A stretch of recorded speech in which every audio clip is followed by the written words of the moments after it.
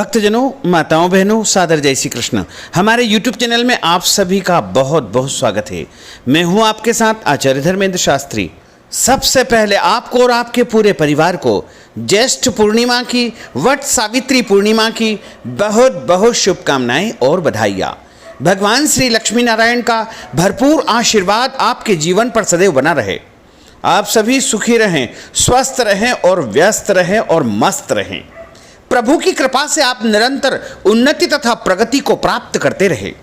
आज हम आपको बताने जा रहे हैं कि ज्येष्ठ पूर्णिमा का व्रत आपको किस प्रकार करना चाहिए तथा जो भक्तजन माताएं बहनें वट सावित्री पूर्णिमा का व्रत करते हैं उनको किस प्रकार से इस विधि को संपन्न करना चाहिए तथा ज्येष्ठ पूर्णिमा के दिन कौन कौन से ऐसे उपाय करना चाहिए जिससे घर में सुख शांति समृद्धि का वास हो। वैसे तो पूर्णिमा प्रत्येक माह की अंतिम तिथि को पूर्णिमा तिथि मनाई जाती है, लेकिन ज्येष्ठ का जो महीना है वह बड़ा महीना होता है और ज्येष्ठ की जो पूर्णिमा होती है उसे बड़ी पूर्णिमा मानी जाती है।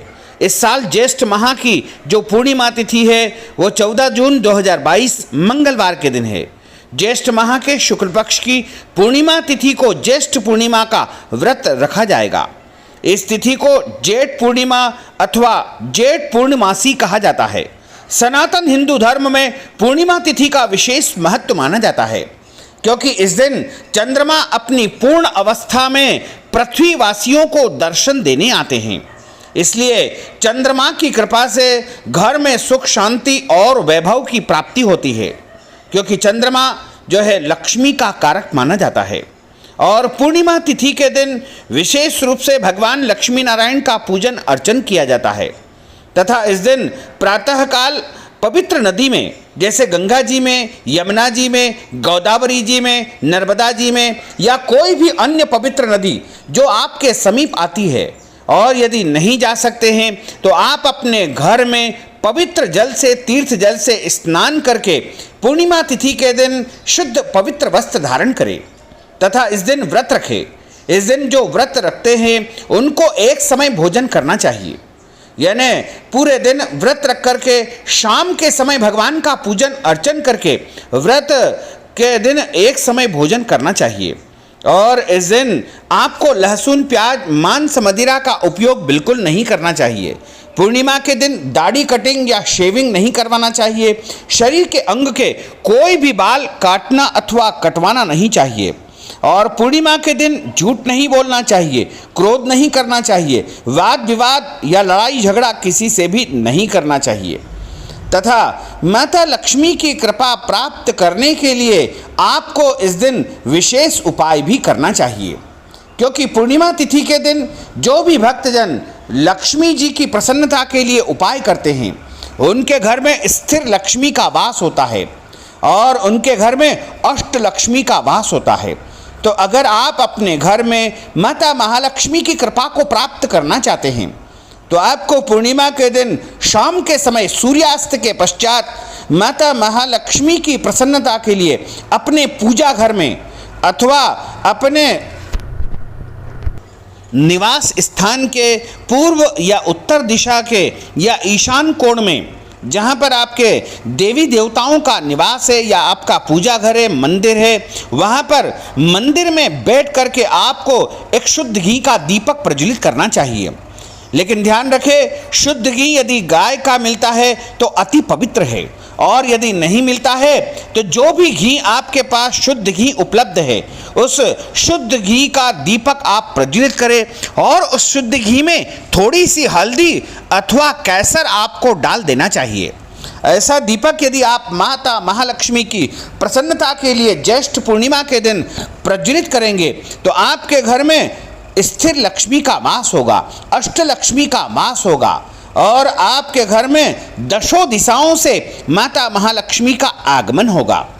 इस बार ज्येष्ठ पूर्णिमा तिथि का आरंभ 13 जून 2022 सोमवार की रात्रि 9:02 से हो रहा है और पूर्णिमा तिथि का समापन 14 जून 2022 मंगलवार को शाम को 5:21 पर पूर्णिमा तिथि समाप्त हो जाएगी। तो वैसे देखा जाए तो आप पूर्णिमा का व्रत 14 जून 2022 मंगलवार को करें, लेकिन कुछ पंचांगों में 13 जून 2022 सोमवार को भी बताई गई है।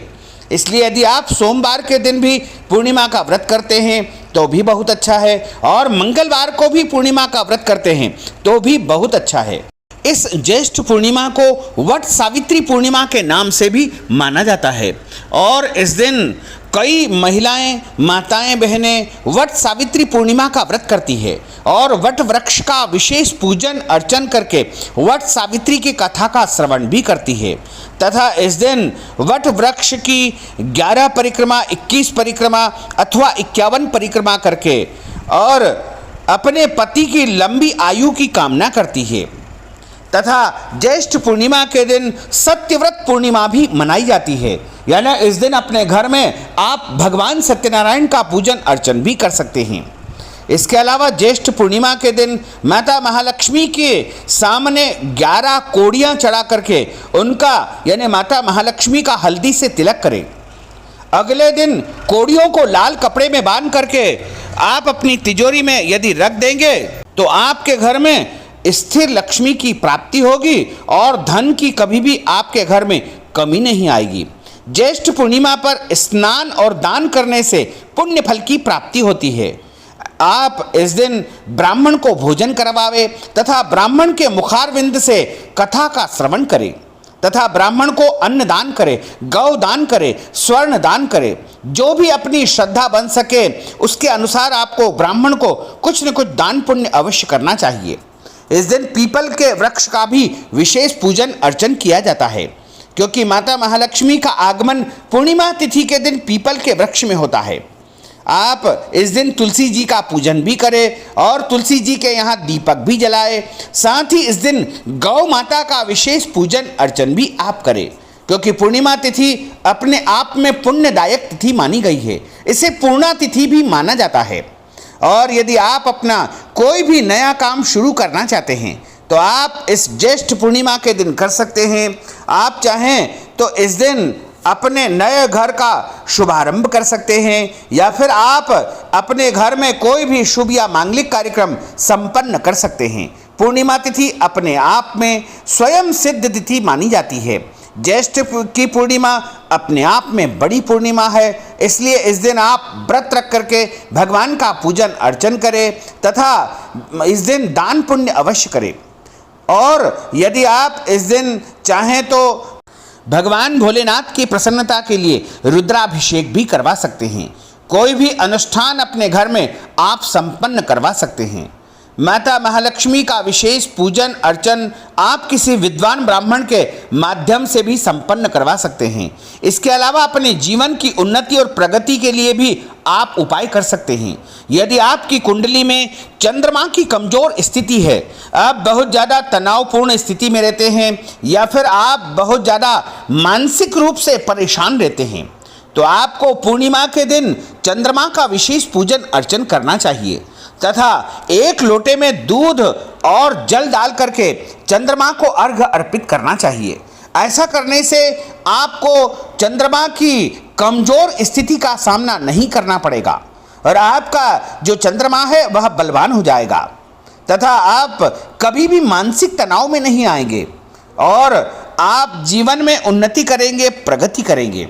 तो भक्तजनों, माताओं, बहनों, अगर आप ज्येष्ठ पूर्णिमा के निमित्त, कथा श्रवण के निमित्त दान पुण्य करना चाहते हैं, नगद राशि प्रदान करना चाहते हैं, अन्नदान करवाना चाहते हैं, ब्राह्मण भोजन करवाना चाहते हैं, गौ दान करना चाहते हैं, या कोई भी दान पुण्य यदि आप ज्येष्ठ पूर्णिमा के निमित्त करना चाहते हैं तो आप हमारे पेटीएम के माध्यम से, गूगल पे के माध्यम से या फिर फोन पे के माध्यम से नगद राशि पहुंचा करके ज्येष्ठ पूर्णिमा का संपूर्ण पुण्य फल प्राप्त कर सकते हैं।